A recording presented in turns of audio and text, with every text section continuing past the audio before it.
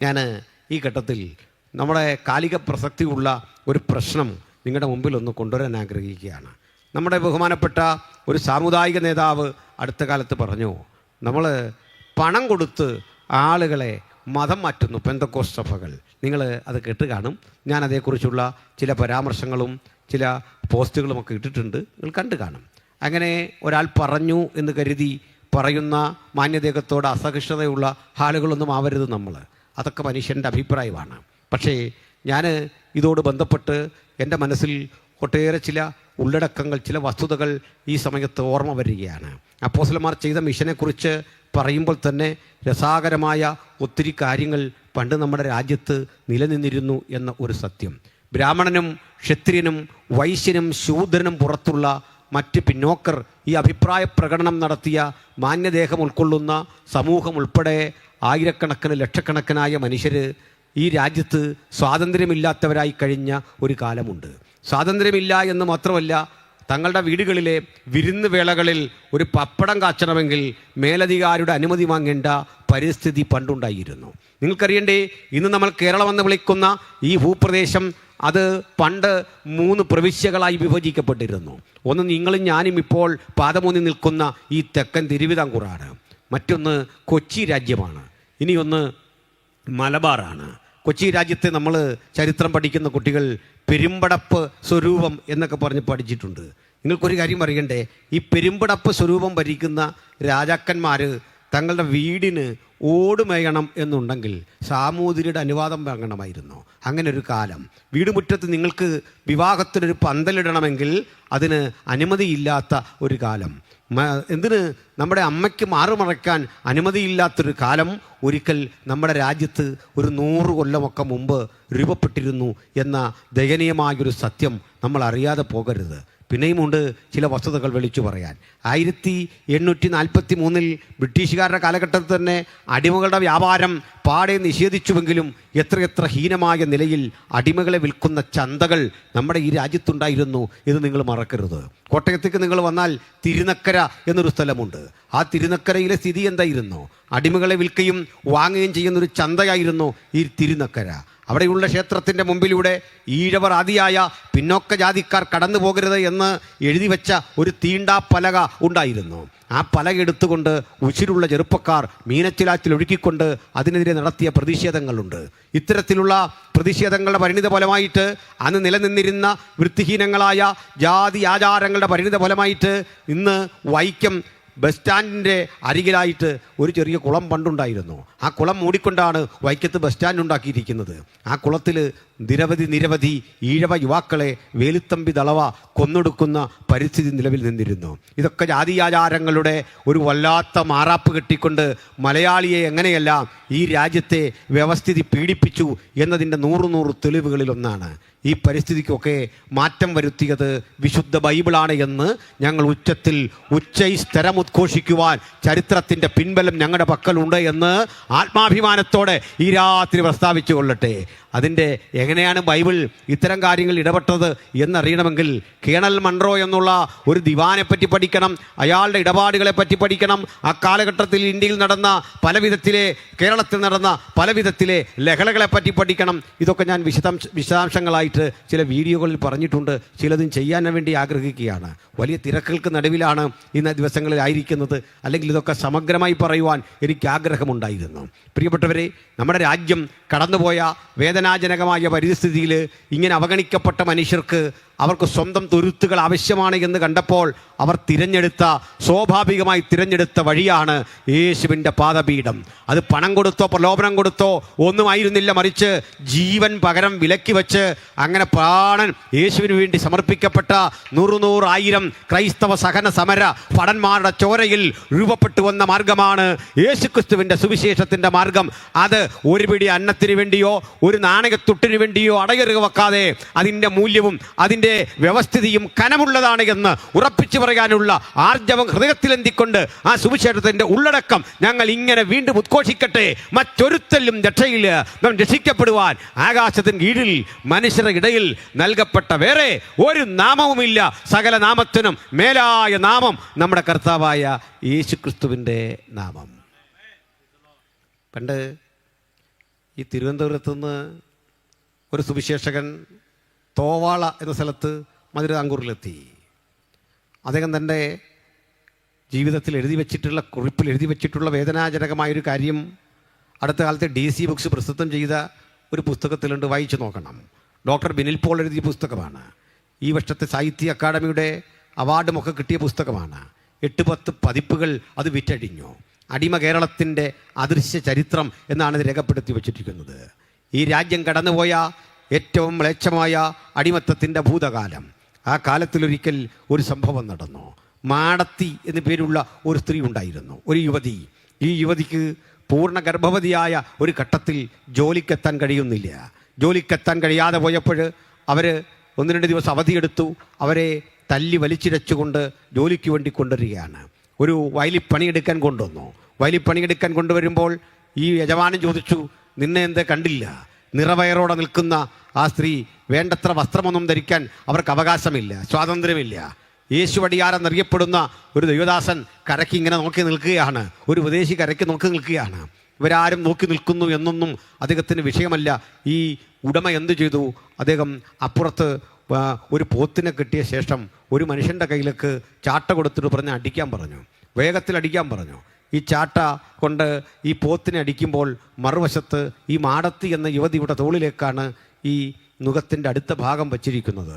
ഓർക്കണം, പൂർണ്ണ ഗർഭവതിയായ ഒരു സ്ത്രീ അതിൻ്റെ പോത്തിനൊപ്പം ഓടാൻ കഴിയില്ലെന്ന് നിങ്ങൾക്കറിയാം. വിഷമിച്ച് അവർ കുറേ ദൂരം ഓടി ഏതാനും ചുവടുകൾ വെച്ച് മുമ്പോട്ട് പോയി കഴിയുമ്പോൾ ദയനീയമായ ഒരവസ്ഥാവിശേഷം സംജാതമായി. ഉച്ചത്തിൽ അലറിക്കരഞ്ഞുകൊണ്ട് ആ സ്ത്രീ അവിടെ വീണു. ആ വേദനക്കിടയിൽ അവൾ ഒരു ചോരക്കുഞ്ഞിന് ജന്മം കൊടുത്തു. അഴുക്ക് ചാലിലെ താഴെ കിടക്കുന്ന ആ നിലത്തെ വെള്ളം കുടിച്ച് ആ കുഞ്ഞ് താഴേക്കൊന്ന് മുങ്ങി അമർന്നു. ആ കുഞ്ഞിൻ്റെ പ്രാണൻ പൊലിഞ്ഞു, അമ്മയുടെ പ്രാണനും പൊലിഞ്ഞു. ആ ചോരയിൽ നിന്ന് രൂപപ്പെട്ടു വന്ന മഹത്തരമായ ആശയമാണ് വിമോചനത്തിൻ്റെ സുവിശേഷം. അത്തരം സാധാരണ മനുഷ്യരെ, ആർക്കും വേണ്ടാത്തവരെ, അന്നം നിരാകരിക്കപ്പെട്ടവരെ, സമൂഹത്തിൽ സ്വാതന്ത്ര്യമില്ലാത്തവരെ, അത്തരം അടിവച്ചങ്ങലകളെ മുഴുവൻ വെട്ടിമാറ്റിക്കൊണ്ട് സ്വാതന്ത്ര്യത്തിൻ്റെ ശുദ്ധവായു ശ്വസിക്കുവാൻ പ്രേരിപ്പിച്ച ഉത്കൃഷ്ട മാർഗമാണ് സുവിശേഷം. അത് റോമൻ സാമ്രാജ്യത്തിൽ മാത്രമല്ല, ലോകത്തിൻ്റെ 5 വൻകരകളിലും സ്വാതന്ത്ര്യവും സമാധാനവും സമത്വവും ഉലകത്തിന് നൽകിക്കൊടുക്കാൻ കഴിയുന്ന ഒരൊറ്റ തത്വസംഹിതയുണ്ടെങ്കിൽ ഞങ്ങൾ വിശ്വസിക്കുന്ന, ഞങ്ങൾ പ്രസംഗിക്കുന്ന കർത്താവായ യേശുക്രിസ്തുവിൻ്റെ സുവിശേഷമാണ്. ഹല്ലേലൂയ. അതുകൊണ്ട് ഈ വിമർശിക്കുമ്പോൾ ആളുകൾ വസ്തുതകളൊക്കെ പഠിച്ചിട്ട് പറയാനായിട്ട് ശ്രമിക്കണം. കാര്യങ്ങൾ മനസ്സിലാക്കി പ്രതികരിക്കാനായിട്ട് ശ്രമിക്കണം. ഇത് മാത്രമേ എനിക്ക് പറയാനുള്ളൂ. പക്ഷെ ഒന്ന് ഞാൻ പറയട്ടെ, എന്തുകൊണ്ടാണ് എല്ലാ മനുഷ്യർക്കും ഒരുപോലെ ഞങ്ങൾ എതിരാളികളായി തീരുന്നത്?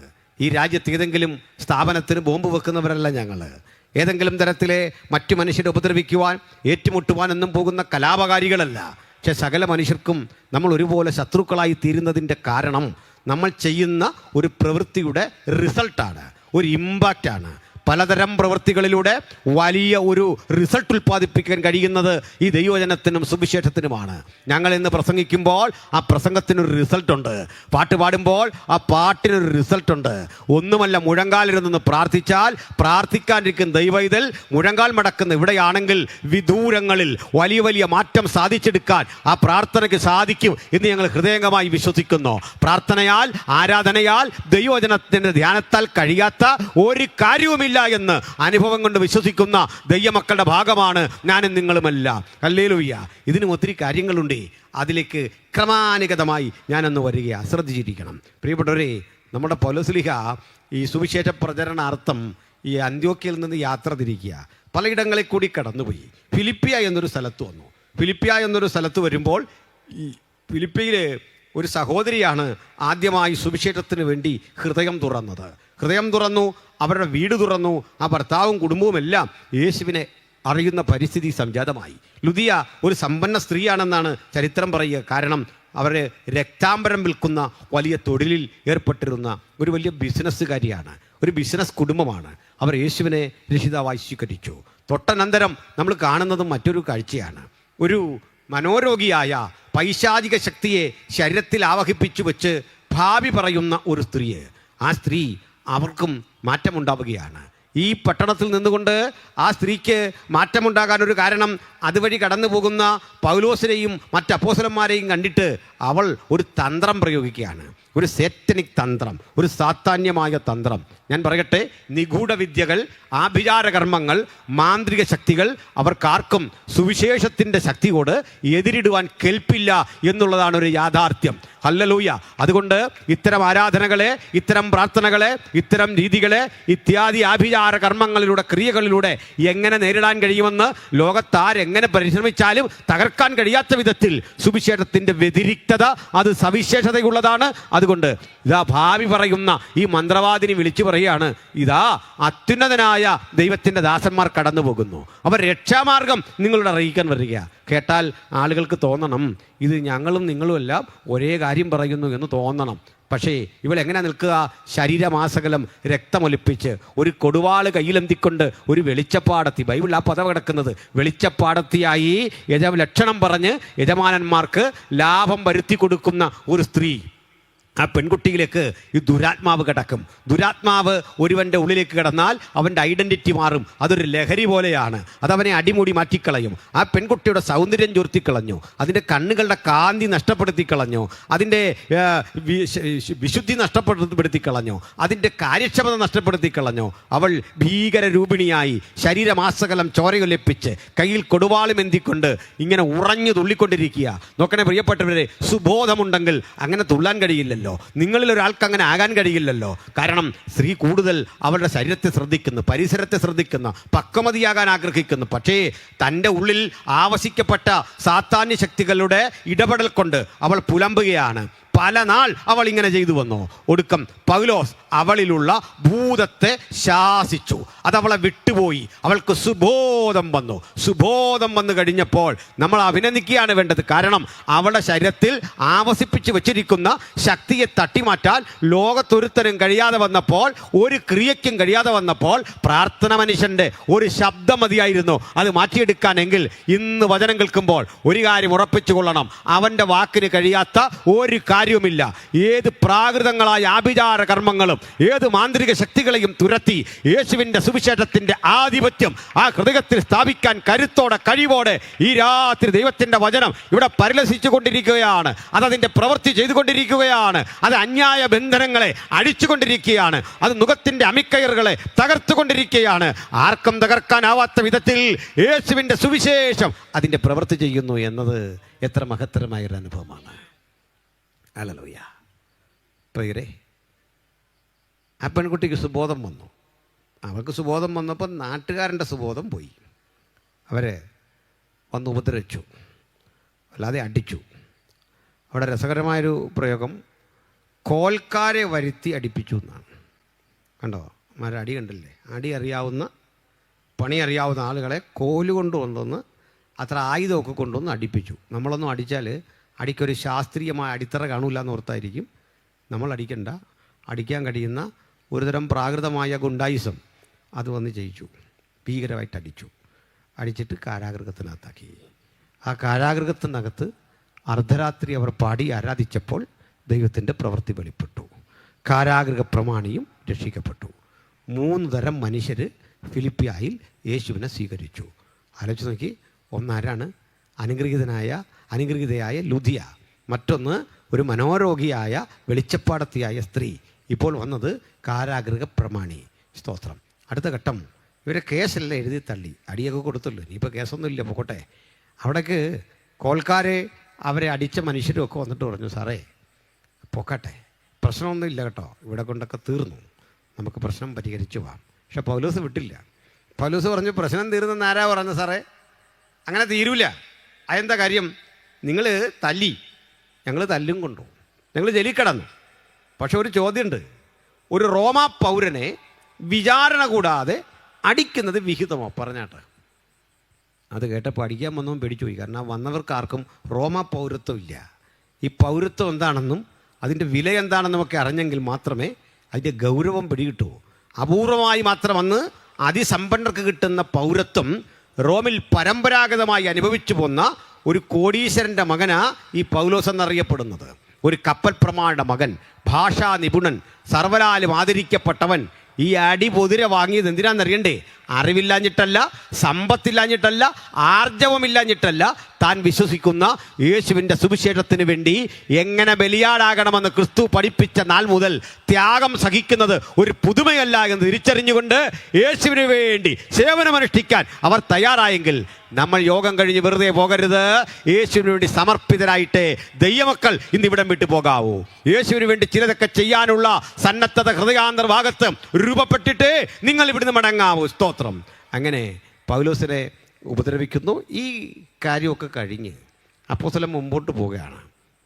അടുത്തൊരു സ്ഥലത്ത് ചെല്ലുന്നുണ്ട്. അത് കൊരിന്താണ്.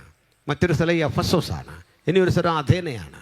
എവിടെ ചെന്നോ ഒരു കാര്യം ഉറപ്പാണ്, 100 കണക്കിന് മനുഷ്യർ യേശുവിനെ സ്വീകരിച്ച് മുമ്പോട്ട് വരിക. 100 കണക്കിന് ആളുകൾ. പ്രിയപ്പെട്ടവരെ, നിങ്ങളൊരു കാര്യം ഓർക്കണം. ഞാൻ മുമ്പ് കർത്താവിൻ്റെ ദാസൻ പറഞ്ഞല്ലേ, 8-10 വർഷം മുമ്പ് 15 വർഷം മുമ്പൊക്കെ ഇവിടെ കൺവെൻഷന് വന്നിട്ടുണ്ട്. ഇതുപോലുള്ള യോഗങ്ങളിൽ പങ്കെടുത്തിട്ടുണ്ട്. അന്നുള്ളതിനേക്കാൾ അധികം ആളുകളും ചൈതന്യവും കൂട്ടായ്മയും ഒക്കെ ഇന്ന് കാണാൻ സാധിക്കുന്നുണ്ട്. എന്താണ് കാരണം? ഓരോ ദിവസം കഴിയുന്തോറും യേശുവിൻ്റെ അനുഗാമികളുടെ എണ്ണം ലോകത്തിൻ്റെ 5 വൻകരകളിലും കൂടിക്കൊണ്ടേ ഇരിക്കുകയാണ്. ഞാനും നിങ്ങളും അന്ന് പ്രസംഗിച്ചിട്ടതോ പാടിയതോ ഒന്നും വ്യർത്ഥമല്ല. ഒരു പാട്ടും വ്യർത്ഥമല്ല.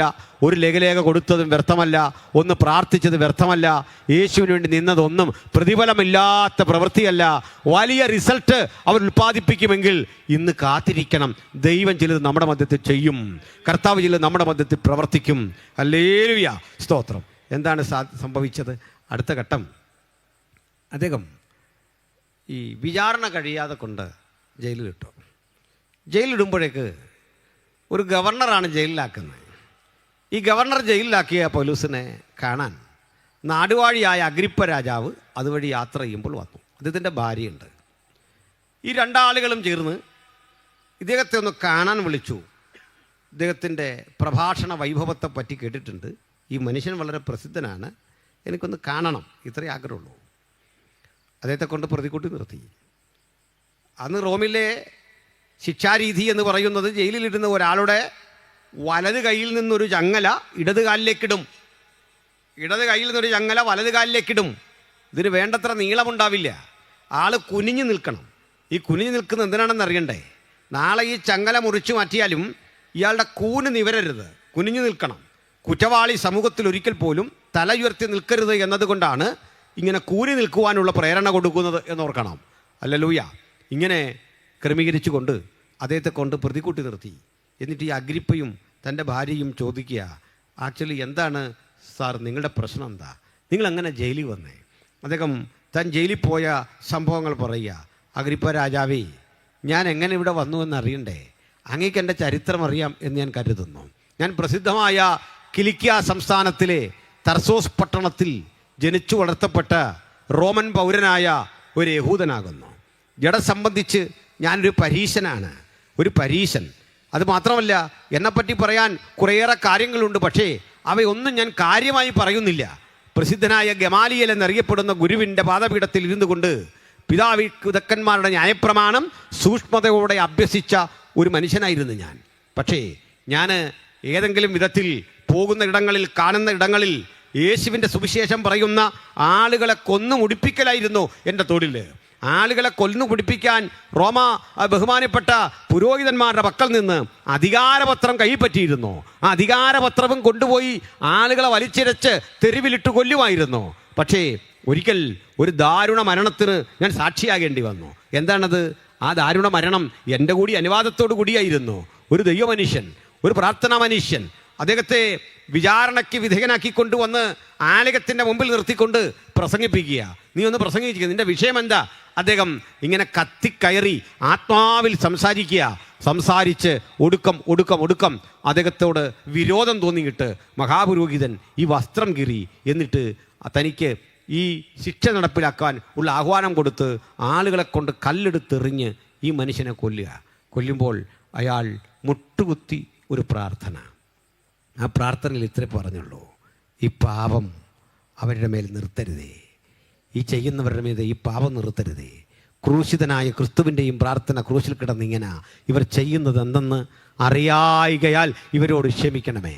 ക്ഷമാപണത്തോടെ ആ വലിയ ഒരു പ്രാർത്ഥന മുമ്പോട്ട് വച്ചപ്പോൾ എന്താണ് അടുത്ത ഘട്ടം എന്ന് നിങ്ങൾക്ക് അറിയണ്ടേ? ഈ പ്രാർത്ഥന ദൈവം കേട്ടു. ആ പ്രാർത്ഥനയുടെ ഉത്തരമായിരുന്നു വിശുദ്ധ പൗലോസ് എന്ന അഭിഷിക്തൻ്റെ ജനനം. എൻ്റെയും നിങ്ങളുടെയും ചിലതരം പ്രാർത്ഥനകൾ വലിയ അഭിഷിക്തൻ്റെ രൂപവൽക്കരണത്തിന് ഹേതുവാകുമെങ്കിൽ, നാശഗ്രസ്തമായ അനുഭവത്തിൽ നിന്ന് ദൈവം കണ്ടെത്തിയ ചിലരുടെ രൂപവൽക്കരണത്തിൻ്റെ സമയം സമാഗതമായി എന്ന് ഓർത്തുകൊണ്ട് പ്രാർത്ഥിക്കണം. ദേശത്ത് ദൈവത്തിന് ആവശ്യമുള്ള ചിലരുണ്ട്. ഈ കൺവെൻഷൻ തീരുമ്പോൾ, ഈ യോഗം തീരുമ്പോൾ കൊടുംകൃപനുകൾ മാനസാന്തരപ്പെട്ട് നെടുമ്പാട് വീണ് കരഞ്ഞ് പാപത്തെക്കുറിച്ച് പശ്ചാത്താപ വിവശരായി യേശുവിനെ അനുഗമിക്കാൻ കഴിയുന്ന പരിസ്ഥിതി സംജാതമായി തീരണം. അല്ലല്ലോയ്യ. ചിലർക്ക് മതലഹരിയാണെങ്കിൽ ചിലർക്ക് മദ്യലഹരിയാണ്. ഇനി വേറെ ചില ആളുകൾക്ക് മയക്കുമരുന്നുകളുടെ ലഹരിയാണ്. ലഹരിക്ക് അടിമപ്പെട്ടവൻ, സുബോധം നഷ്ടപ്പെട്ടവൻ, പൈശാചികൾക്ക് വിധേയപ്പെട്ടവൻ, ഇത്തരത്തിൽ പലതരത്തിൽ ആവഹിക്കപ്പെട്ട മനുഷ്യരാശിയെ വിടുവിക്കാൻ കഴിയുന്ന സന്ദേശം യേശുക്രിസ്തുവിൻ്റെ ക്രൂശാണ്. ആ ക്രൂശിൽ നിന്നൊഴുകുന്ന പുണ്യാഹ രക്തത്തിൽ നമുക്ക് അതിക്രമങ്ങളുടെ മോചനം എന്ന വീണ്ടെടുപ്പുണ്ട്. ആ വീണ്ടെടുപ്പിനെ കരഗതമാക്കിയ പൗലോസ് തൻ്റെ അനുഭവം അങ്ങോട്ട് പ്രസ്താവിക്കുക. അല്ലയോ അഗ്രിപ്പാ രാജാവേ, ഒരു സ്വർഗീയ പ്രഭ, സൂര്യചന്ദ്രന്മാരുടെ പ്രഭയെ വെല്ലുന്ന ഒരു പ്രഭ എൻ്റെ കണ്ണിന് മീതെ വ്യാപരിച്ചപ്പോൾ ഒരു നിമിഷ നേരത്തേക്ക് ഞാൻ അന്ധനായി തീർന്നു, കാഴ്ച നഷ്ടപ്പെട്ടവനായി തീർന്നു, ഞാൻ തപ്പിത്തടയുന്ന പരിസ്ഥിതി വന്നു. എന്നാൽ ദൈവം എനിക്ക് വീണ്ടും പൂർവ്വസ്ഥിതിയിലേക്ക് മടങ്ങിയെത്താൻ കൃപയും കാരുണ്യവും കാട്ടി ഞാൻ ഇന്ന് പൂർവ്വസ്ഥിതിയിലേക്ക് മടങ്ങി വന്നിരിക്കുന്നു. ആ പൂർവ്വസ്ഥിതിയിലേക്ക് മടങ്ങി വന്ന നാൾ മുതൽ ഞാൻ യേശുവിൻ്റെ സാക്ഷിയായി യേശുവിനെ ശുശ്രൂഷിക്കാൻ പലയിടത്ത് പോകുന്നു, യേശുവിനെ പ്രസംഗിക്കുന്നു. അവൻ വാഗ്ദത്ത മശികയാണ് എന്ന ഉറപ്പ് പ്രാപിച്ചുവരിക്കുന്നു. ഈ സന്ദേശം പൗലോസ്ലീഹ കൃത്യമായി അഗ്രിപ്പയോട് പറഞ്ഞിട്ട് ന്യായവിധിയെക്കുറിച്ച് പറഞ്ഞു, വരാൻ പോകുന്ന സംഭവങ്ങളെക്കുറിച്ച് പറഞ്ഞു. കേട്ട അഗ്രിപ്പ പറയാണ്, പൗലോസേ, നീ എൻ്റെ ജീവിതത്തെ മാറ്റിമറിക്കുകയാണ്. നിൻ്റെ പ്രസംഗം കേട്ട ഞാൻ പെട്ടെന്ന് കേട്ട മാത്രയിൽ ഒരു കാര്യം മനസ്സിലാക്കുന്നു. നീ എന്നെ ക്രിസ്ത്യാനിയാകാൻ സമ്മതിപ്പിക്കുകയാണ്. എന്തൊരു വാക്കാണ് ഇത്! പണം കൊടുത്തല്ലോ, ദ്രവ്യം കൊടുത്തല്ലോ. ഒരു മജിസ്ട്രേറ്റ് ന്യായം വിധിക്കുമ്പോൾ പ്രതിയായി മുമ്പ് നിൽക്കുന്നവൻ്റെ വാക്ക് കേട്ടപ്പോൾ എനിക്ക് കൺഫസ് ചെയ്യണം, എനിക്ക് ഏറ്റുപറയണമെന്ന ബോധമാണ് സുവിശേഷത്തിൻ്റെ വാഗ്ദത്വം. ഏത് കൊടുമ്പാപിയും പാപമേറ്റ് പറഞ്ഞു വരാൻ പറ്റിയ പരിശുദ്ധ ഇടമാണ് യേശുവിൻ്റെ പാദപീഠം. അവിടെ ആര് വരുമോ പ്രായച്ചിത്തം ആ യേശുവിൻ്റെ ക്രൂശിലുണ്ട്. ഹല്ലേലൂയ. എന്നാൽ ഈ അഗ്രിപ്പയ്ക്ക് അതിന് മനസ്സ് വന്നില്ല. പ്രേരണ വന്നു, മനസ്സ് വന്നില്ല. പ്രേരണയ്ക്ക് മനസ്സ് വിട്ടുകൊടുത്തില്ല. വചനം പ്രസംഗിച്ച ഞങ്ങൾ, നിങ്ങൾ സ്നാനപ്പെടാൻ ആളുണ്ടോ എന്ന് പരതും. നിങ്ങൾക്ക് ഈ സത്യസന്ധമായ കാര്യം ഗ്രഹിച്ചിട്ട് സുവിശേഷ വേല ചെയ്യാൻ കഴിയുമോ എന്ന് അന്വേഷിക്കും. അത് ഞങ്ങളുടെ ഉത്തരവാദിത്തമാണ്. ആത്മപ്രേരണ കിട്ടിക്കിട്ടും, പ്രചോദനം കിട്ടിക്കിട്ടും. അങ്ങനെ വരാൻ കഴിയാത്ത മനുഷ്യർ നമുക്കിടയിലുള്ളതുപോലെ അഗ്രിപ്പ അയാളുടെ മനസ്സ് കഠിനമാക്കി. എന്നിട്ട് പറയാണ്, പൗലോസേ, നമുക്കിതിവിടെ ന്യായം വിധിച്ചൊക്കെ തീർക്കമായിരുന്നു. നിൻ്റെ കേസ് ഇവിടെ തീർക്കേണ്ടതാ. പക്ഷെ എനിക്ക് കഴിയാത്തൊരു കാര്യം, നീ കൈസറെ അഭയം ചൊല്ലി നീ കോടതി പോവാന്ന് കേട്ടു. അതുകൊണ്ട് ഓൾറെഡി ഇത് കോടതിയുടെ പരിഗണനയിൽ പോയൊരു വിഷയമായതുകൊണ്ട് നിന്നെ റിലീസാക്കാൻ എനിക്ക് കഴിയില്ല. പൗലോസ് സമ്മതിച്ചു. കാരണം പൗലോസിന് ആ കോടതിയോട് ഭയമില്ല. കാരണം വളരെ നാളുകൾ പ്രാർത്ഥിച്ചിട്ടാ റോമയിലേക്കുള്ള യാത്ര നടന്നിട്ട് ഈ കൈസറെ അഭിമുഖം കാണുന്നത്. ആരാണ് ഈ കൈസർ എന്നറിയണ്ടേ? ആയിരക്കണക്കിന് രാജാക്കന്മാരും നൂറുകണക്കിന് സാമന്തന്മാരും ഒക്കെ സ്വന്തമുള്ള ഒരു ചക്രവർത്തിയുടെ പേരാണ് കൈസർ. ഒരു സ്ഥാനപ്പേരാണ്. അയാളുടെ സാമ്രാജ്യ വലിപ്പം കേൾക്കണ്ടേ? 4000 മൈലാണ് അതിൻ്റെ നീളം, അതിൻ്റെ വീതി. 5000 മൈലാണ് അതിൻ്റെ നീളം. അപ്പോൾ 5000 മൈൽ നീളത്തിൽ 4000 മൈൽ വീതിയിൽ കിടക്കുന്ന വിശാലമായ ഒരു സാമ്രാജ്യം. ആ സാമ്രാജ്യത്തിൻ്റെ അധിപതിയെ എനിക്ക് നേരിട്ടൊന്ന് കാണണം. നമുക്കിന്ന് അങ്ങനെ ഒരു പ്രധാനിയെ കാണാൻ എത്ര കടമ്പ കിടക്കണം. അതാ റോമാ പൗരൻ്റെ കഴിവേ. റോമാ പൗരനെ സംബന്ധിച്ചിടത്തോളം തനിക്ക് ചക്രവർത്തിയെ കാണണമെങ്കിൽ കണ്ടേ പറ്റൂ. അങ്ങനെയാണ് റോമിലെ നിയമം. അതുകൊണ്ട് അല്ലയോ പൗലോസേ, നിന്നെ വെറുതെ വിടാൻ എനിക്ക് ആഗ്രഹമുണ്ട്, പക്ഷേ ഞാൻ വെറുതെ വിടുന്നില്ല. ബിക്കോസ് നീ അഭയം ചൊല്ലി, കൈസറെ അഭയം ചൊല്ലി. നീ ചെല്ലുക, കൈസറെ കാണുക. ഇങ്ങനെ കൈസറെ കാണാനുള്ള ആ യാത്രയുടെ ഭാഗമായി 280 ആളുകളെ കയറ്റിയ ഒരു കപ്പലിങ്ങനെ പോവുകയാണ്. ഹിപ്പാലസ് എന്നറിയപ്പെടുന്നൊരു കൊടുങ്കാറ്റുണ്ട്. ഈ കാറ്റിൻ്റെ ഗതി അനുസരിച്ചാണ് കപ്പലിന് വേഗത കൂടുന്നത്. ഇതനുസരിച്ച് ഇങ്ങനെ യാത്ര ചെയ്യണം. പായ്ക്കപ്പലിലാണ് യാത്ര. യാത്ര മധ്യേ ഈ കപ്പൽ പോകുന്ന ആ ചാലുകളുണ്ട്. ആ ചാലിൽ ഈ കപ്പൽ നിരന്തരം അതുവഴി തന്നെ പായിച്ച് അനുഭവ സമ്പത്തുള്ള ക്യാപ്റ്റനും മാലുമിയും ഒക്കെ ഉണ്ട്. കപ്പലുമായി ബന്ധപ്പെട്ട ജീവനക്കാരുണ്ട്. പക്ഷെ പൗലോസ് അന്ന് അവരോട് പറഞ്ഞ ഒരു കാര്യം, സുഹൃത്തുക്കളെ, നിങ്ങൾ ഈ വഴി പോകരുത്, ഈ വഴി പോകരുത്, അപകടം അവിടെ പതിയിരിപ്പുണ്ട്, മറ്റൊരു വഴി നമുക്ക് അവിടേക്ക് പോകാം. ഇത് കേട്ട മാത്രയിൽ ഈ പൗലോസിൻ്റെ വാക്കുകളെ അവർ വിശ്വസിച്ചില്ല. അനുഭവം കൊണ്ട് അവർ നേരിട്ടിട്ട് പറയുകയാണ്, സ്നേഹിത, ഇത് ഞങ്ങളുടെ ആദ്യ യാത്രയൊന്നുമല്ല, ഞങ്ങൾ വെൽ എക്സ്പീരിയൻസ്ഡ് ആണ്. ഈ കപ്പൽ ഈ കടലിലൂടെ പലയാവർത്തി ഞങ്ങൾ കൊണ്ടുപോയിട്ടുണ്ട്, അനവധി കപ്പൽ ഛേദങ്ങൾ ഞങ്ങൾ കണ്ടിട്ടുണ്ട്. പക്ഷേ നീ പറഞ്ഞ വഴിക്കൊന്നും പോകാൻ കഴിയില്ല. എന്തുപറ്റി? നല്ല നിലയിൽ യാത്ര തിരിച്ച ഈ സംഘം കുറേ ദൂരം മുമ്പോട്ട് പോകുമ്പോഴേക്കും പ്രകൃതി ആകപ്പാടെ മാറി, അന്തരീക്ഷം ആകപ്പാടെ മാറി, കലുഷിതമായ ഒരു കാലാവസ്ഥ സംജാതമായി. വല്ലാത്ത ഭീതിജനകമായ ആ കാഴ്ച ആളുകളുടെ പ്രതീക്ഷ മുഴുവൻ നശിപ്പിച്ചു. ആ പ്രതീക്ഷയിൽ ഒരു കാര്യം ഓർത്തുകൊള്ളണം, ഈ യാത്രയിൽ പൗലോസിനോട് ഈ ക്യാപ്റ്റനുമൊക്കെ ഒരു കാര്യമാണ്, അറിവുള്ളൊരു മനുഷ്യൻ, മറ്റു കുറ്റമൊന്നുമല്ല അയാൾ ചെയ്തത്, എങ്കിലും ചങ്ങല ധരിപ്പിച്ചിട്ടുണ്ട്. ചങ്ങല ധരിപ്പിച്ച കുറേയധികം പടയാളികൾ, കുറേയധികം കുറ്റവാളികൾ ഈ വാഹനത്തിൽ യാത്ര ചെയ്യുന്നുണ്ട്. യാത്ര പുരോഗമിക്കുകയാണ്. അപ്പോഴാണ് ഈ കാറ്റും കോളും കടലുമൊക്കെ വന്ന് ഈശാനമൂലൻ എന്ന അതിശക്തമായ കാറ്റടിക്കുന്നു.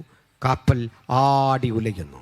ജീവിതത്തിൻ്റെ പ്രതീക്ഷകൾ ഓരോരുത്തർക്കും നഷ്ടപ്പെടുമ്പോൾ അന്ന് രാത്രി പ്രാർത്ഥിക്കുന്ന പൗലോസ് ഒരു ദർശനം കാണുകയാണ്.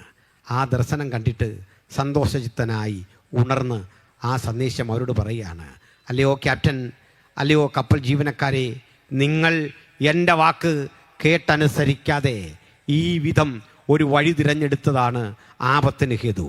ചിലപ്പോഴൊക്കെ ദൂതറിയിക്കുന്നവൻ്റെ ശബ്ദം ദുർബലമായിരിക്കുക, നിങ്ങളുടെ കയ്യിൽ ചങ്ങല ഉണ്ടായിരിക്കുക, നിങ്ങൾ തളയ്ക്കപ്പെട്ട വ്യക്തിയായിരിക്കുക. ദൂതിൻ്റെ വിലയാണ് ഭക്തൻ്റെ വില എന്ന് ഇന്ന് രാത്രി തിരിച്ചറിഞ്ഞു കൊള്ളണം. ദൂതറിയിക്കുന്ന ആ ഭക്തൻ്റെ വാക്കുകളെ മുന്നോട്ട് മാറ്റിക്കളഞ്ഞുകൊണ്ട് പരിഗണന കൊടുക്കാതെ കപ്പൽ ചെന്നുപെട്ടത് വലിയ ദുരന്തത്തിലാണ്. അതുകൊണ്ട് പറഞ്ഞു, നിങ്ങൾ എൻ്റെ വാക്കിനേക്കാൾ നിങ്ങളുടെ ശാസ്ത്രവിധികളെ വിശ്വസിച്ചു. എൻ്റെ വാക്കുകളേക്കാൾ നിങ്ങൾ വിശ്വസിച്ചത് മറ്റു പലരും പറഞ്ഞ ആലോചനകളാണ്, അത് നിങ്ങളുടെ അനുഭവങ്ങളാണ്. പക്ഷേ ഇന്ന് സ്ഥിതി മാറിയിരിക്കുന്നു, പരിസ്ഥിതി മാറിയിരിക്കുന്നു, സാവകാശങ്ങൾ മാറിയിരിക്കുന്നു. ഇനി നിങ്ങൾക്കൊന്നേ ചെയ്യാനുള്ളൂ, ഒറ്റ കാര്യം. എന്താണത്? പൗലോസ് പറയുകയാണ്, നിങ്ങളുടെ ഈ യാത്രയിൽ നമ്മുടെ കപ്പലിന് ആപത്ത് വരും, കപ്പൽ തകരും, പക്ഷെ നിങ്ങളുടെ പ്രാണൻ ആപത്ത് വരത്തില്ല, നിങ്ങളൊക്കെ രക്ഷപ്പെടും. നല്ലൊരു കേൾക്കാൻ ആഗ്രഹിച്ച ദൂതാണ് അവർ കേട്ടത്. ചില നഷ്ടങ്ങൾ വരും, പക്ഷെ പ്രാണന് നഷ്ടം വരത്തില്ല. ചില നഷ്ടങ്ങൾ വന്നുകൊള്ളട്ടെ, അർഹതപ്പെട്ട നമ്മുടെ പ്രാണനുണ്ടല്ലോ, അതുകൊണ്ട് ഇനിയും നേടിയെടുക്കാൻ ചിലതുണ്ട്. ഇന്നലകളിലെ നഷ്ടങ്ങളെ മുഴുവൻ മുഖത്ത് നോക്കിയിട്ട് പറയണം, എനിക്ക് പ്രാണൻ തിരികെ തന്ന ദൈവം ചില പുതിയ നേട്ടങ്ങൾക്ക് വേണ്ടി എന്നെ ഇതുവഴി കൊണ്ടുവന്നതാണ്. അങ്ങനൊന്നും തോറ്റുകൊടുക്കാൻ കഴിയാത്ത വിധത്തിൽ എൻ്റെ മീതേ ഒരാത്മനിയോഗമുണ്ട്, ദൈവിക നിയോഗമുണ്ട്. ആടിയുലയുന്ന കപ്പലിൽ ഭക്ഷ്യവസ്തുക്കളെടുത്ത് കടലിൽ കളയാം, വിലപിടിപ്പുള്ള വസ്തുക്കളൊക്കെ പോകട്ടെ എന്ന് വെക്കാം, അതിനകത്ത് എന്തെല്ലാം കൊണ്ടുപോകുന്നുണ്ട്, അതൊക്കെ പോകട്ടെ. എൻ്റെ പ്രാണൻ അവൻ എനിക്ക് മടക്കി തന്നിരിക്കുന്നു, എൻ്റെ ജീവൻ അവൻ എനിക്ക് മടക്കി തന്നിരിക്കുന്നു. ആ ദൂതൊക്കെ പറഞ്ഞു. പക്ഷെ അവർ ദുഃഖിതരാണ്. 14 രാത്രികൾ ഭക്ഷണം കഴിക്കാതെ, ആ വേണ്ടത്ര ജലപാനം ചെയ്യാതെ കുറേ ആളുകൾ ഈ കപ്പലിൽ പോവുക. അവർക്ക് പലർക്കും രോഗങ്ങൾ പിടിക്കും, അവർക്ക് ബുദ്ധിമുട്ടുകൾ ഉണ്ടാകും. കാരണം മരണപ്രതീക്ഷ തൊട്ട് മുമ്പിൽ വന്നാൽ എങ്ങനെയാണ് ഭക്ഷണം കഴിക്കുക? സ്വസ്ഥതയോടെ കഴിക്കാൻ പറ്റുമോ? അസ്വസ്ഥത നിങ്ങളെ വേട്ടയാടും. ഇന്ന് പല വീടുകളും ഇതുപോലെ അല്ലേ പ്രിയപ്പെട്ടവരെ? എല്ലാം ഉണ്ട്. ആ കപ്പലിൽ ദിവസങ്ങൾ കഴിയാനുള്ള ആഹാരമുണ്ട്, ചൂടാക്കി കഴിക്കാനുള്ള സംവിധാനങ്ങളുണ്ട്, കൽക്കരി കൊണ്ടുണ്ടാക്കിയ മറ്റ് അടുപ്പും സംവിധാനങ്ങളുമുണ്ട്. പക്ഷേ ഒന്നും വയ്യ, ഒന്നും കഴിക്കാൻ തോന്നുന്നില്ല. എവിടൊക്കെയോ ഒരു യാന്ത്രികത അനുഭവപ്പെടുന്നു, എവിടൊക്കെയോ ഒരു കുറവനുഭവപ്പെടുന്നു. ഇന്ന് ദൂരത്തും ചാരത്തും ഈ വചനം കേട്ട് നിൽക്കുന്ന പ്രിയപ്പെട്ടവർക്കുള്ളിൽ ഇത്തരം ചില വേദനകൾ ഇങ്ങനെ അഭിരമിക്കുന്നുണ്ടെങ്കിൽ ഇതാ ഒരു ആശ്വാസത്തിൻ്റെ വചനം. 14 രാവുകൾ സ്വസ്ഥത നഷ്ടപ്പെട്ട നിന്റെ ജീവിതത്തിന് ഊടും പാവും നൽകുന്ന ഒരു ദൂത് ദൈവത്തിൻ്റെ വൃത്യൻ പ്രാപിച്ചിട്ട് പറയുക, എൻ്റെ ദൈവം, ഞാൻ സേവിച്ച് നിൽക്കുന്ന എൻ്റെ ദൈവം തൻ്റെ ദൂതനകച്ച് കഴിഞ്ഞ രാത്രി എന്നോട് സംസാരിച്ചു. ഹല്ലേലൂയ. മുഖാമുഖം സംസാരിക്കുന്ന ഒരു മഹാദൈവം, കാതുകളിൽ തൻ്റെ ശബ്ദം കേൾപ്പിക്കുന്ന ഒരു മഹാദൈവം. ഒരാളുടെ രക്ഷയല്ല, കപ്പലിൽ യാത്ര ചെയ്യുന്ന 276 ആളുകളുടെ രക്ഷയ്ക്ക് വേണ്ടിയും ഒരുവൻ മുഴങ്കാൽ മടക്കിയപ്പോൾ 2 മുഴങ്കാലുകൾ ഒരുമിച്ച് ഒരേ സമയത്ത് മടങ്ങിയപ്പോൾ 276 പേരുടെ പ്രാണന്റെ വില ഇത്രത്തോളം പ്രാർത്ഥനയിൽ അന്തർലീനമാണെന്ന് തിരിച്ചറിഞ്ഞുകൊണ്ട് ഭക്തൻ അവന്റെ പ്രവൃത്തി ചെയ്തെങ്കിൽ ഈ രാത്രി ഉണരട്ടെ, ഭക്തൻ പ്രാർത്ഥിക്കട്ടെ. ദേശത്തിന് വേണ്ടി, സഭയ്ക്ക് വേണ്ടി, കുടുംബത്തിന് വേണ്ടി നാളുകളായി അസ്വസ്ഥപ്പെടുന്ന ജീവൽ പ്രതിസന്ധികളുടെ മീതെ ഒരു ജയം തരാൻ യേശുവിന്റെ സാന്നിധ്യം ഇത് നമ്മുടെ കൂടെയുണ്ട്. കർത്താവിൻ്റെ സാന്നിധ്യം നമ്മുടെ കൂടെയുണ്ട്. ആണ്ടിയുള്ളികല്ലേ കപ്പൽ, പ്രതീക്ഷയില്ല. അതിസാരവും പനിയും ഒക്കെ വന്ന് ആളുകൾ അങ്ങോട്ടും ഇങ്ങോട്ടും പുലഭ്യം പറയുന്നു. വെള്ളം കുടിക്കാൻ തോന്നുന്നില്ല, ആഹാരം കഴിക്കാൻ തോന്നുന്നില്ല, കഴിക്കുന്ന ഭക്ഷണത്തിന് ടേസ്റ്റ് ഇല്ല, കയ്യിൽ ധരിച്ചിരിക്കുന്ന ചങ്ങല അതുകൊണ്ട് ബുദ്ധിമുട്ടനുഭവിക്കുന്ന കുറേ തടവ് പുള്ളികൾ, അവർക്ക് മേൽത്തോട്ടം വഹിക്കുന്ന കുറേ ഉദ്യോഗസ്ഥന്മാർ. ലക്ഷ്യം നഷ്ടപ്പെട്ട കപ്പൽ ഇത് ഇടിക്കും, ഇത് തകരും. മഞ്ഞുമലകളുണ്ട്, പാറക്കെട്ടുകളുണ്ട്, പടുകൂറ്റൻ തിരകളുണ്ട്. എവിടെയോ തകരുന്ന ഈ കപ്പലിനുള്ളിലെ യാത്ര പോലെ നിരാശപ്പെട്ട ജീവിതങ്ങൾ ഇന്ന് ഈ വചനം കേൾക്കുന്നെങ്കിൽ ഇപ്പോഴാകുന്നു സുപ്രസാദ കാലം, ഇപ്പോഴാകുന്നു രക്ഷാ ദിവസം. ഒരു മുഴം കയറിൽ നീ ആത്മഹത്യ ചെയ്യേണ്ട വ്യക്തിയല്ല, ഒരു വിഷക്കുപ്പിയിൽ പ്രാണൻ നശിപ്പിക്കേണ്ട വ്യക്തിയല്ല, ഒരു കത്തെഴുതി വെച്ചിട്ട് ഇവിടം കൊണ്ട് ഞാൻ അവസാനിപ്പിക്കുമെന്ന് പറഞ്ഞ് ജീവിതത്തിൽ നൂളിയിട്ട് പോകേണ്ട വ്യക്തിയല്ല.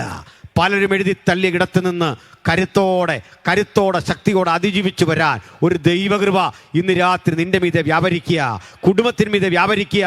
നഷ്ടപ്പെട്ടു പോയ ജീവിതത്തിൻ്റെ അത്തരം കൃപകളെ മടക്കി വരുത്തിക്കൊണ്ട് ഒരു ലക്ഷ്യം നിനക്ക് തരാൻ കഴിയുന്ന മഹാദൈവം ഇന്ന് നമ്മോട് സംസാരിച്ചു കൊണ്ടിരിക്കുക. വചനത്തിൽ വിശ്വസിക്കണം, ദൈവത്തിൻ്റെ പ്രവൃത്തിയിൽ വിശ്വസിക്കണം. പ്രിയരേ, ഇതാ അപ്പോസ്തലൻ ഇവരോട് പറയാണ്, നിങ്ങൾ ഇനി ഭക്ഷിക്കാതിരിക്കല്ലേ. പ്രഭാതത്തിൽ വിളിച്ചുണർത്തി. ഇവരെ വിളിച്ചുണർത്താൻ ചങ്ങല ധരിച്ചൊരു മനുഷ്യൻ അനുഭവിക്കുന്ന പാടുറക്കണം, ഉച്ചത്തിൽ ശബ്ദമുണ്ടാക്കണം. 14 ദിവസമായില്ല ഇന്ന്. നിങ്ങൾ ഭക്ഷണം കഴിക്കുക, അത് നിൻ്റെ പ്രാണൻ്റെ രക്ഷയ്ക്കുള്ളതാ. ഒന്നുകൂടി, ഈ യാത്രയിൽ ഈ കപ്പലിലല്ലാതെ നിങ്ങളുടെ ഒരു മുടി പോലും പൊഴിഞ്ഞു പോകാത്ത വിധത്തിൽ ഒരു സംരക്ഷണത്തിൻ്റെ കവചം ഈ കപ്പലിന് ചുറ്റുമുണ്ട്. ചിലരൊക്കെ കാണുന്ന ആടിയുലയുന്ന കപ്പലാണെങ്കിൽ ഭക്തൻ കാണുന്നത് സംരക്ഷണത്തിൻ്റെ കവചമാണ്. ചിലർ കാണുന്നത് പ്രളയ സമാനമായ അന്തരീക്ഷമാണെങ്കിൽ ഭക്തൻ കാണുന്നത് മാരിവില്ലിൻ്റെ മനോഹാരിതയാണ്. ജയമെടുക്കാൻ പ്രാർത്ഥനയോടെ നമുക്ക് അടുത്തിയല്ല കൊടുക്കും. എന്താണ് ഇവിടെ സംഭവിക്കുന്നത്? ദൈവമക്കളെ, ശാകുതം സശ്രദ്ധം നമുക്കൊന്ന് നോക്കാം. ഇവർ കുറേ ദൂരം പിന്നിട്ടു. പൗലോസിൻ്റെ ധൈര്യം കണ്ടപ്പോൾ അവർക്കും ധൈര്യം വന്നു. ആരും ഭക്ഷണം കഴിച്ചു. ധൈര്യമുള്ളവനോട് കൂടിയാൽ നമുക്കും ധൈര്യം ഉണ്ടാകും. നിരാശപ്പെട്ടവനോട് കൂടിയാൽ നിങ്ങൾക്ക് നിരാശ ഉണ്ടാകും. പ്രതീക്ഷ ഉള്ളവൻ്റെ ഒപ്പം ചേർന്ന് നിൽക്കാൻ ഭക്തൻ പഠിക്കട്ടെ. സ്വപ്നം കാണുന്നവനൊപ്പമേ, പ്രതീക്ഷ ഉള്ളവനൊപ്പമേ, ദർശനമുള്ളവനൊപ്പമേ, പ്രാർത്ഥന ഉള്ളവനൊപ്പമേ ഭക്തൻ അങ്ങോട്ട് യാത്ര ചെയ്യുക കൊടുക്കും. വളരെ രസകരമായൊരു കാര്യം ഇവിടെ നടക്കുക. കപ്പൽ കരയോട് ഏതാണ്ടൊക്കെ അടുക്കുന്നു എന്നറിഞ്ഞപ്പോൾ ഈയമിട്ട് കരയുമായുള്ള അകലം കണ്ടുപിടിക്കുന്നൊരു പഴയ സാങ്കേതിക വിദ്യ. ചാടിൻ്റെ അറ്റത്ത് ഈയം കെട്ടി ദൂരം എത്രയുണ്ടെന്ന് അറിഞ്ഞ് ഏതാണ്ട് കരയോടടുത്തു എന്നറിഞ്ഞപ്പോൾ ഈ കപ്പലിൽ നിന്ന് രക്ഷാപ്രവർത്തനത്തിന് ഏർപ്പെടുത്തിയിട്ടുള്ള കുറേ ആളുകൾ ഇവരെ രക്ഷിക്കാനെന്ന ഭാവത്തിൽ വള്ളം കടലിലിട്ടിട്ട് ഇവരെ ഇതിൽ കയറി രക്ഷപ്പെടാൻ പോവാ. എന്തിനാണെന്നറിയണ്ടേ? തടവുള്ളികൾ ഇതിനകത്ത് ചാകുന്നെങ്കിൽ ചാകട്ടെ, അതുമല്ലെങ്കിൽ മറ്റ് യാത്രക്കാർ ചാകുന്നെങ്കിൽ ചാകട്ടെ, സ്വയരക്ഷ. ഇത് പൗലോസിന് മനസ്സിലായി. അദ്ദേഹം അവിടെ പറയുന്നൊരു വാക്ക് അമ്പരപ്പിക്കുന്നൊരു പ്രയോഗമാണ്. സഹോദരന്മാരെ, ഇതാ കപ്പലോട് ബന്ധിച്ചിരിക്കുന്ന ചെറിയ വള്ളങ്ങളുണ്ട്.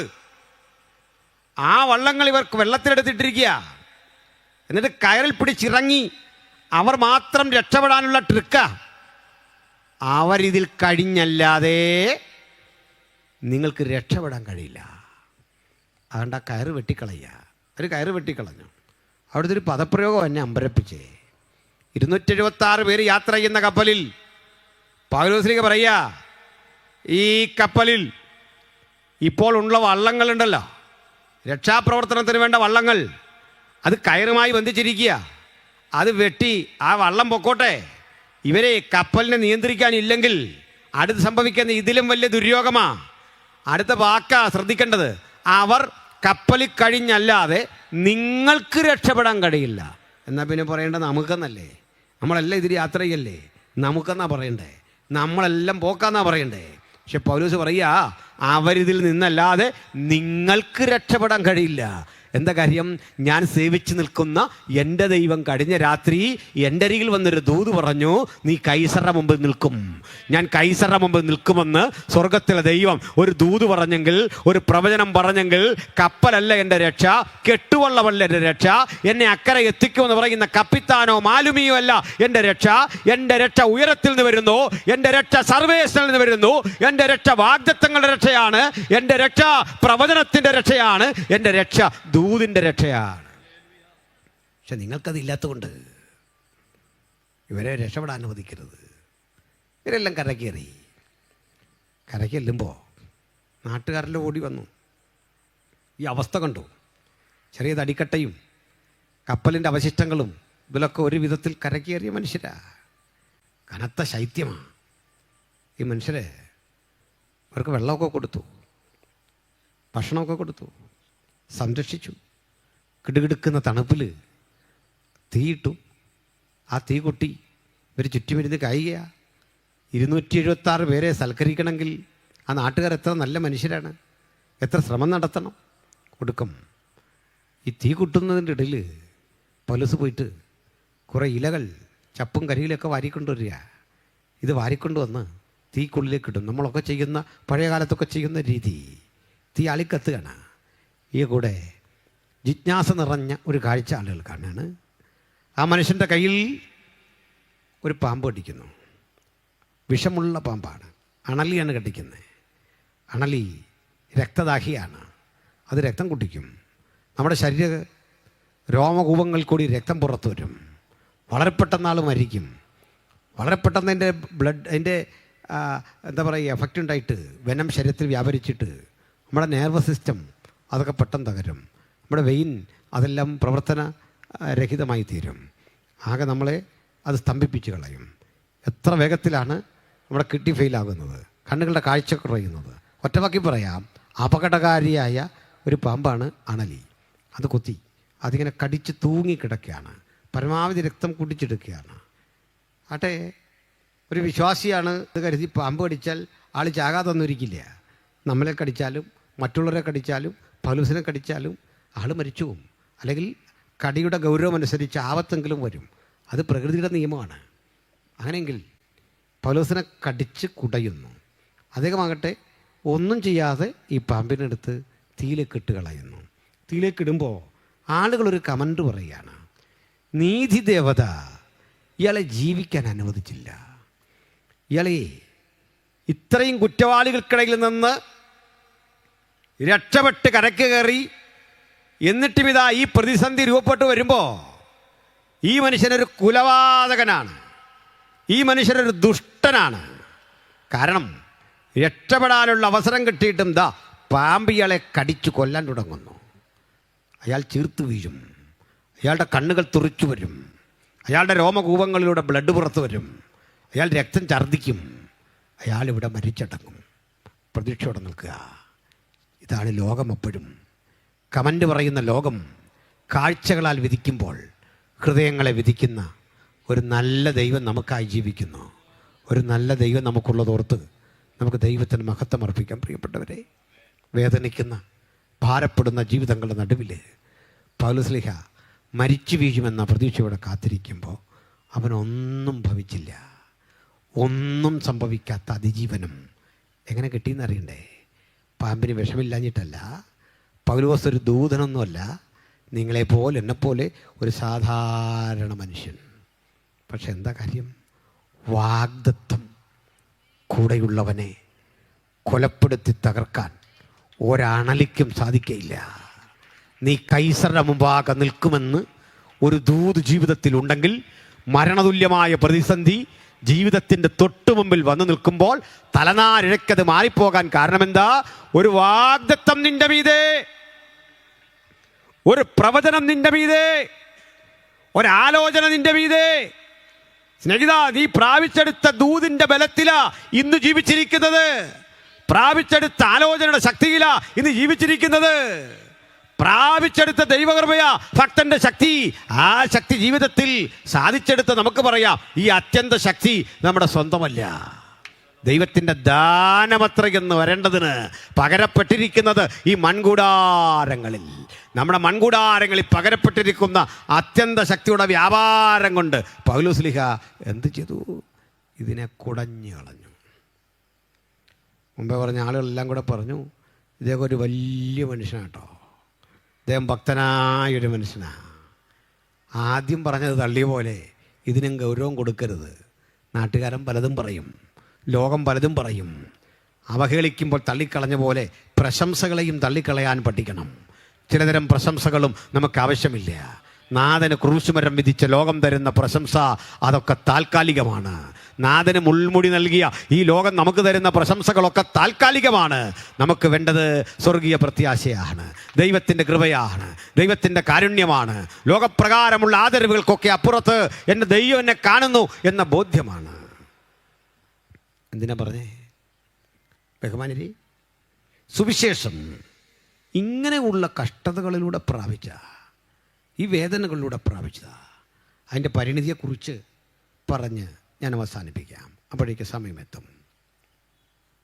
നിങ്ങൾക്ക് അറിയണ്ടേ, പൗലോസിനെ വിചാരണ ചെയ്തിട്ട് അവസാന ഘട്ടം എത്തുമ്പോഴേക്കും ജയിൽ ശിക്ഷയ്ക്ക് വധിക്കുക.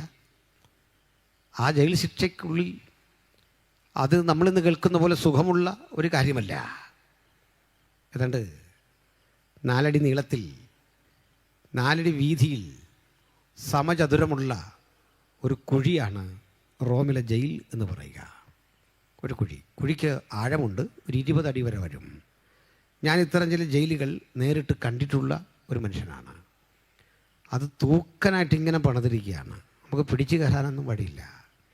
അതിലേക്ക് മനുഷ്യനെ ഇറക്കുന്നത് നെഞ്ചിൽ ചങ്ങലയോ കയറോ ഒക്കെ കെട്ടി താഴേക്ക് ഇറക്കുകയാണ്. ഇത് പലപ്പോഴും ഗുഹകൾക്കുള്ളിലാണ് ഇങ്ങനെ കുഴിയെടുക്കുന്നത്. അപ്പോൾ നിങ്ങൾക്ക് കാണാൻ ചെല്ലണമെങ്കിൽ ഗുഹയിൽക്കകത്ത് കയറുമ്പോൾ കുറേ അഴിയിട്ടിട്ടുണ്ട്. ആ അഴികൾക്കിടയിൽ കൂടി ഇങ്ങനെ എത്തിക്കുത്തി വലിഞ്ഞ് താഴെ കിടക്കുന്ന മനുഷ്യനെ കാണാം 20 അടി താഴ്ചയിൽ. ഈ കുഴിക്കകത്താണ് ഈ ആൾക്ക് കിടക്കാനും ധരിക്കാനും ഉടുക്കാനും ഒക്കെ ആയിട്ട് ഒരു ചാക്ക് കഷ്ണം കൊടുക്കും. ഇതിലാണ് ജീവിതം. ഇനി മറ്റൊന്ന്, ഇതിനകത്തൊരു കുഴിയുണ്ട്, മാറിയൊരു കുഴി. ഒരു ഓവ് ചാലിലെ വെള്ളം അവിടെ വന്ന് വീഴുന്നുണ്ട്. ദിനകൃത്യങ്ങൾ ചെയ്യാനുള്ള സൗകര്യമാണ്. ഇടയ്ക്കിടയ്ക്ക് വെള്ളമൊഴിച്ച് അത് ഓവിലൂടെ കളയാനുള്ള സൗകര്യമൊക്കെ ഉണ്ട്.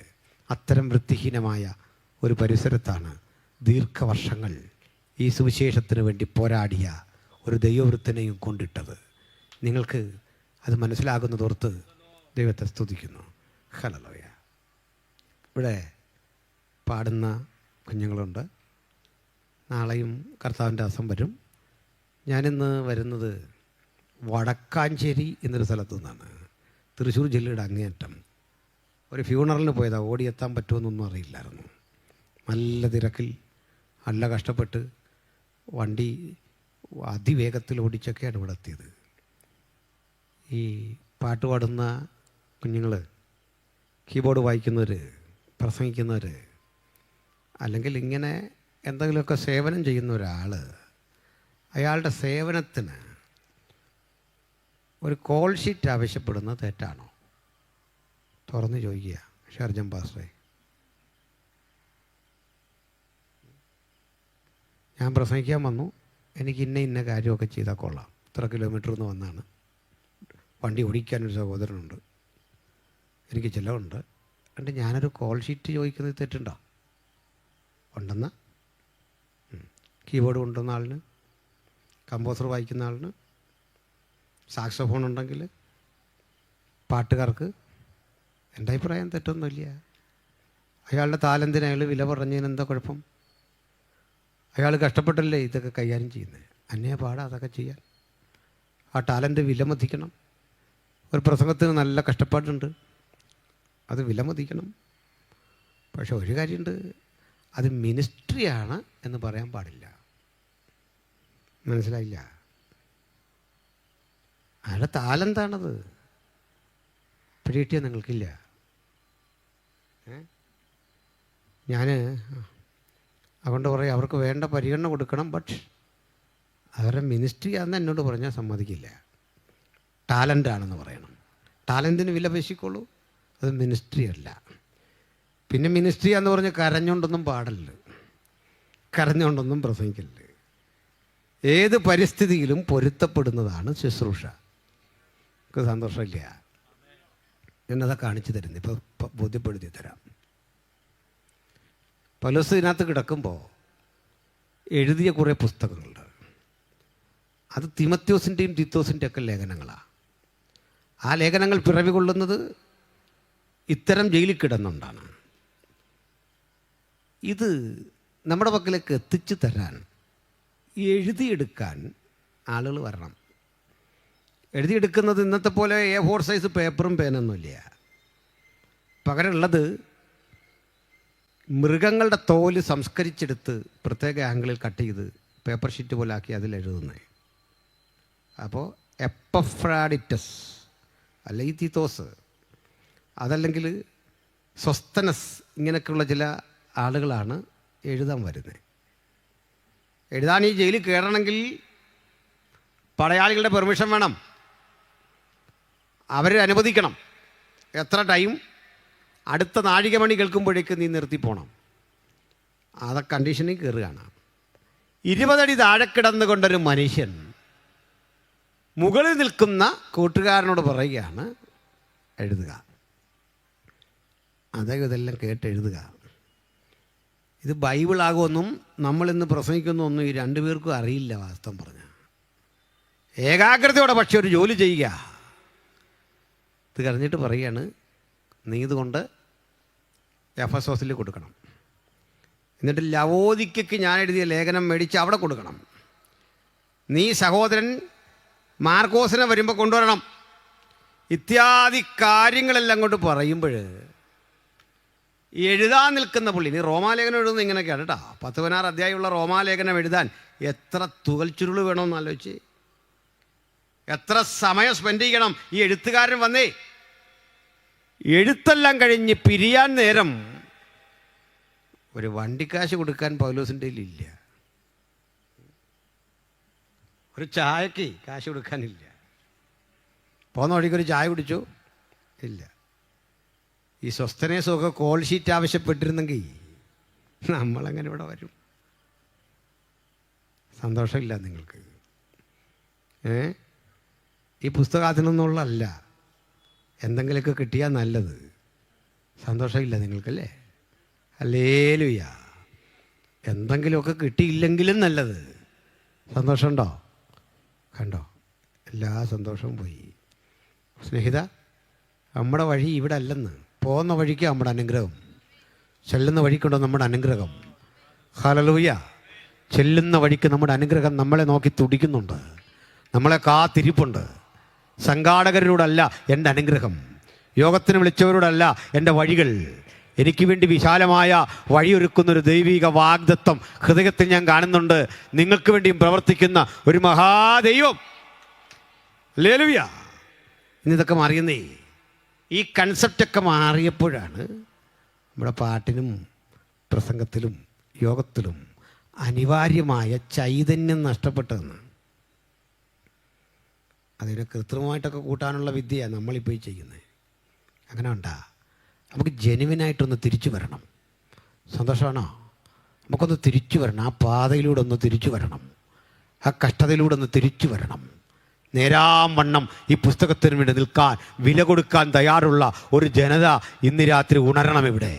എൻ്റെ പാട്ട് യേശുവിന് വേണ്ടി, എൻ്റെ പ്രസംഗം യേശുവിന് വേണ്ടി, ഈ കൈത്താളം യേശുവിന് വേണ്ടി, ഈ ഹൃദയത്തിൻ്റെ സ്പന്ദനം യേശുവിന് വേണ്ടി, പ്രതിഫലേച്ഛ കൂടാതെ യേശുവിന് വേണ്ടി പ്രവർത്തിക്കാൻ ഒരു പുനഃസമർപ്പണം ആർക്കാണ് തയ്യാറുള്ളത്? ഹല്ലേലൂയ. അങ്ങനെ ഇരിക്കുമ്പോൾ ഒരു ദിവസത്തെ ഈ പൗലോസ് ഒരു കാഴ്ച കണ്ടു. അദ്ദേഹത്തിൻ്റെ ഈ സെല്ലിൻ്റെ മുമ്പിലുണ്ടെന്ന് ഒരു പോസ്റ്റ് ഒട്ടിച്ചിട്ട് പോവാം. ആ പോസ്റ്റിലുണ്ട് ഡീറ്റെയിൽ അല്ല. തർസോസിലെ ശൗൽ എന്ന് വിളിപ്പേരുള്ള പൗലോസ് താങ്കൾ ചെയ്ത കുറ്റം രാജ്യത്ത് നിലനിൽക്കുന്ന നിയമം ലംഘിച്ച് സുവിശേഷം പറഞ്ഞു.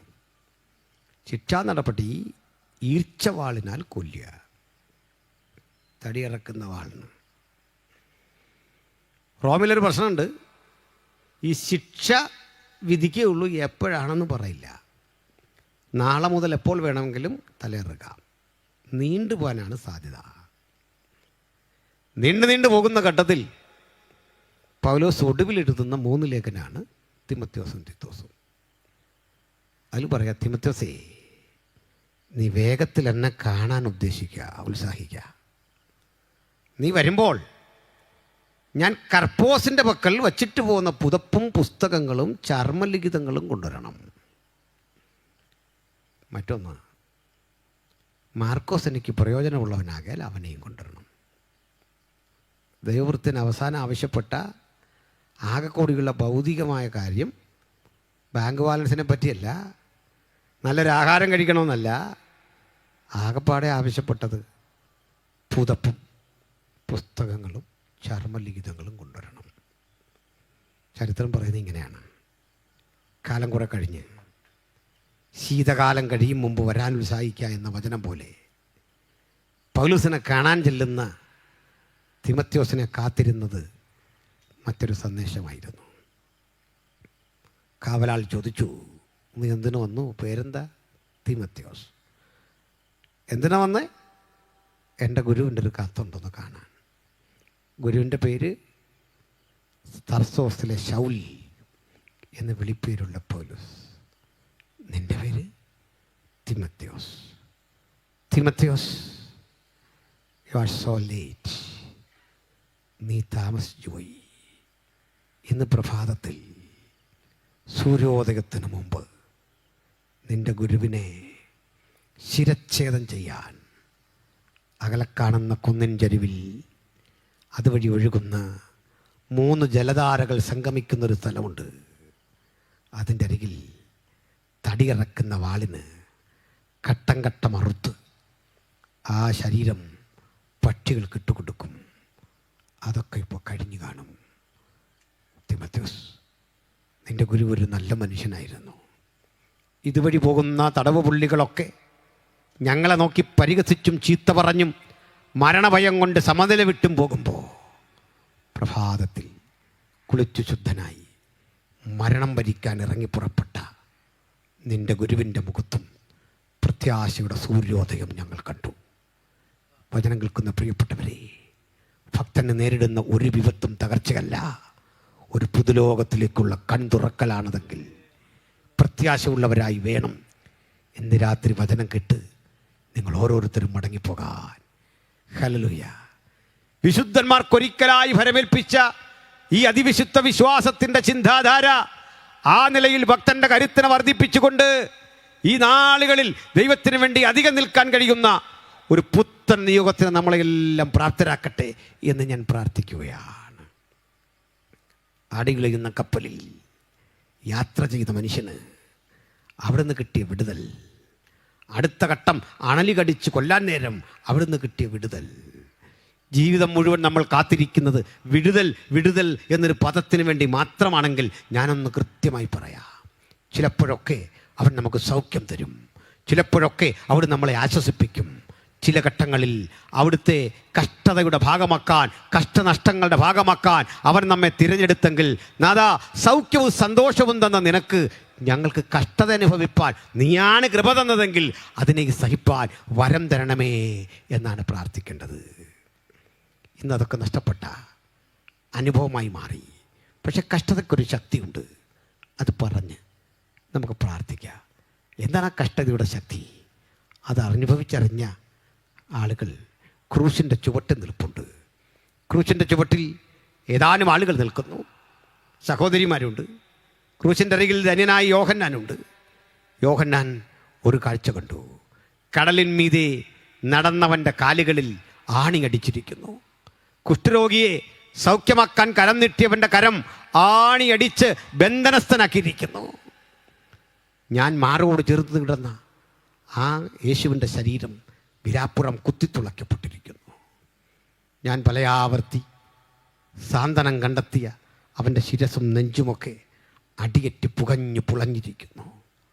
പ്രാണൻ പിടയുന്ന ആ കാഴ്ചക്ക് നടുവിൽ അപ്പോസ്തലൻ ചിന്തിച്ചതെന്താകും? നാഥ, ഞങ്ങളിതുവരെ കണ്ടത് സൗഖ്യം, ഇതുവരെ കണ്ടത് വെള്ളത്തിന്മീതെ നടക്കുന്ന കാഴ്ച, ഇതുവരെ കണ്ടത് സൗഖ്യമാകുന്ന കാഴ്ച. ആയിരങ്ങളെ സൗഖ്യമാക്കിയ, ഇരമ്പിപ്പായുന്ന വെള്ളത്തിൻ്റെ മീതെ നടന്ന, രോഗികളെ സുഖപ്പെടുത്തിയ, മരിച്ചവനെ ഉയർപ്പിച്ച നീ എന്തേ ഈ ക്രൂശിൽ മരിക്കുന്നു? നിനക്കെന്തേ വിടുതലില്ല? നിനക്കെന്തേ പുറത്തു വരാൻ വയ്യ? അർത്ഥമറിഞ്ഞേ പോകാവൂ. അണലി കടിച്ചു കുടയുമ്പോഴേ വാഗ്ദത്തം കൂടെയുള്ളത് കൊണ്ട് മരിക്കാതെ രക്ഷപ്പെട്ടതുപോലെ, അല്ലെങ്കിൽ നീ സൗഖ്യമാക്കിയ നൂറുകണക്കിന് ആളുകൾക്ക് സംഭവിച്ച അനുഭവം പോലെ നിനക്കെന്തേ ക്രൂസിൽ നിന്ന് വിടുതലില്ല? ഒറ്റ കാരണം, ഇവിടെ ഒരു വാക്സിൻ രൂപപ്പെടുക, ഇവിടെ ഒരു ദിവ്യൌഷധം രൂപപ്പെടുക. ലോകത്താർക്കും ഉണ്ടാക്കാൻ കഴിയാത്ത പരിശുദ്ധമായ ഒരു ഔഷധം രൂപപ്പെടുക. കാൽവരിയുടെ കൊലമരത്തിൽ നമ്മുടെ സമാധാനത്തിനായുള്ള ശിക്ഷ അവൻ്റെ മേലായി, അവൻ്റെ അടിപ്പിണരുകളാൽ നമുക്ക് സൗഖ്യം വന്നുമിരിക്കുന്നു. മുഴുവൻ മനുഷ്യരാശിക്കും രക്ഷയും സാന്ത്വനവും സന്തോഷവും വിടുതലും രോഗശാന്തിയും ലഭിക്കാൻ ഗിലെയാദിലെ പരമവൈദ്യൻ സ്വയം യാഗമായി തീരുകയാണ്. ആ യാഗകർത്തവ്യത്തിൽ ഹൃദയംഗമായി ആരും വിശ്വസിക്കും? അവർക്കുണ്ട് വാഗ്ദത്തം, അവർക്കുണ്ട് സൗഖ്യം, അവർക്കുണ്ട് സാന്ത്വനം. കണ്ണുകളടച്ചാട്ടെ, പ്രാർത്ഥിക്കാൻ തയ്യാറാട്ടെ, ദൈവസന്നിധിയിൽ ഒരു വേള സമർപ്പിച്ചാട്ടെ. കേട്ട വചനത്തിൻ്റെ അടിസ്ഥാനത്തിൽ ഇതാ ജീവൽ പ്രതിസന്ധികൾ വേട്ടയാടുന്നു. കരകയറാനാവാത്ത അവസ്ഥയിൽ കടലിളകുന്നു. ക്രൂശിൽ പിടയുന്ന യേശുവിൻ്റെ അന്ത്യനിമിഷങ്ങൾക്ക് യോഹന്നാൻ സാക്ഷ്യം വഹിക്കും പോലെ, അണലി കടിച്ചു കുടയുന്ന രംഗത്ത് നാട്ടുകാർ കൂക്കി വിളിക്കും പോലെ, പരിഹാസ്യമായി തീരുന്ന ജീവിതത്തിൻ്റെ ദുരിതങ്ങളുടെ നടുവിൽ ആർക്ക് പൊരുൾ തിരിച്ചറിയാൻ പറ്റും? ക്രൂശിൻ്റെ പൊരുൾ, അല്ലെങ്കിൽ പ്രവചനത്തിൻ്റെ പൊരുൾ, വാഗ്ദത്തത്തിൻ്റെ പൊരുൾ. ആ വാഗ്ദത്തവുമായി എന്നെ ഒന്ന് സ്പർശിക്കണമേ, എൻ്റെ കുടുംബത്തെ തൊടണമേ, എൻ്റെ അനുജനെ, എൻ്റെ സഹോദരനെ, എൻ്റെ ഭർത്താവിനെ, എൻ്റെ ഭാര്യ, എൻ്റെ കുഞ്ഞിനെ. You need to touch. നീ ഒന്ന് സ്പർശിക്കണമേ. സാന്ത്വനം പകരുന്ന, സുഖം പകരുന്ന ആ കരം നീട്ടി എന്നെ ഒന്ന് തൊടണമേ. ആർക്കാഗ്രഹമുണ്ട് പ്രാർത്ഥനയിലൂടെ ഒരു വിടുതലിന് വേണ്ടി? ആ വിചാരകർമ്മങ്ങളുടെ, ജീവിത നിരാശകളുടെ, പരാജയത്തിൻ്റെ പരമ്പരയിൽ ആടുവിലയുന്ന കപ്പൽ പോലെ ജീവിതം കൊണ്ടു നടക്കുന്ന ഒരാളെയെങ്കിലും വചനം തൊട്ടെങ്കിൽ അവർ മാത്രം കരമുയർത്തി പ്രാർത്ഥന ആവശ്യപ്പെട്ടാട്ടെ. ആർക്ക് വേണ്ടി പ്രാർത്ഥിക്കണം? കരമുയർത്തുന്ന പ്രിയപ്പെട്ടവർക്ക് ദൈവത്തെ സ്തുതിക്കുന്നു. ഒരു യൗവനക്കാരൻ കരമുയർത്തുന്നു, ഒരു പ്രിയപ്പെട്ടവർ കരമുയർത്താൻ അമ്മ കരമുയർത്തുന്നു. ആരുണ്ട് ആടുവിലയുന്ന ഈ കപ്പലിൽ? എനിക്കൊരാശ്വാസം, എനിക്കൊരു വിടുതൽ. കരങ്ങളെ താഴ്ത്തിയിടാൻ പുതുതായിട്ട് ആരുണ്ട്? ദൂരത്ത് ഈ വചനം കേൾക്കുന്ന നടുവിൽ ഞങ്ങൾക്ക് വേണ്ടി ഒന്ന് പ്രാർത്ഥിക്കണമേ, ഒരു വിടുതൽ കിട്ടാൻ പ്രാർത്ഥിക്കണമേ. സന്തോഷമില്ല, ആനന്ദമില്ല, എവിടെയോ നഷ്ടപ്പെട്ടു പോയി എൻ്റെ സ്വസ്ഥത. എനിക്ക് ഈ അണലിയെ കുടഞ്ഞു കളയണം, എനിക്ക് കരുത്ത് കാട്ടണം, എനിക്ക് നിൻ്റെ സാക്ഷ്യം വഹിക്കണം. വേറെ ആർക്കാഗ്രഹമുണ്ട്? അവർക്ക് കരമുയർത്താം. യേശുവിനോട് ചേർന്ന് ആ ക്രൂശിൻ്റെ ചുവട്ടിൽ നിന്നുകൊണ്ട് ആശ്വാസത്തെ പ്രാപിപ്പാൻ ഇനിയും ആരുണ്ട്? ചിലർ കൂടി കരമുയർത്തുന്നു. യേശു നിങ്ങളെ തൊടട്ടെ, യേശു നിങ്ങളെ സൗഖ്യമാക്കട്ടെ, യേശു നിങ്ങളെ ആശ്വസിപ്പിക്കട്ടെ. വഴിയോരത്ത് ഞങ്ങളുടെ ദൃഷ്ടിയിൽ പെടാതെ ഒരാളെങ്കിലും നിൽപ്പുണ്ടോ? നിങ്ങൾക്കും ഞങ്ങൾ കാണാത്ത ആ ഘട്ടത്തിൽ പോലും നസ്രായകനെ ഹൃദയത്തിൽ ഏറ്റെടുത്തുകൊണ്ട് കരമുയർത്ത. ഞാനൊരു വേള പ്രാർത്ഥിക്കുന്നു. പരിശുദ്ധനെ, കേട്ട വചനം വിശ്വാസമായി പരിണമിക്കത്തക്ക വിധത്തിൽ ഈ രാത്രി കരമുയർത്തിയ ജീവിതങ്ങളെ, സമർപ്പണം ചെയ്ത ജീവിതങ്ങളെ ഇരട്ടിയായി മാനിച്ചനുഗ്രഹിക്കാൻ യേശുക്രിസ്തുവിൻ നാമത്തിൽ അനുഗ്രഹിച്ച് പ്രാർത്ഥിക്കുന്നു. ദൈവമേ, അടുത്ത ദിനവും അങ്ങയുടെ വൃത്തൻ വരും. അഭിഷേകം ചെയ്യപ്പെട്ട ദൂതോടെ പ്രസംഗിപ്പാൻ പുതുബലവും പുതുശക്തിയും കൊടുക്കണം. കർത്താവെ, ആടിയുലയുന്ന ഈ പടകിനുള്ളിൽ തിരുസാന്നിധ്യം വിടുതലാക്കണം. അവിടുത്തെ കരങ്ങളേൽപ്പിക്കുന്നു. പ്രാർത്ഥനയിട്ടുണ്ട്. സ്തോത്രം. യേശുവിൻ നാമത്തിൽ തന്നെ.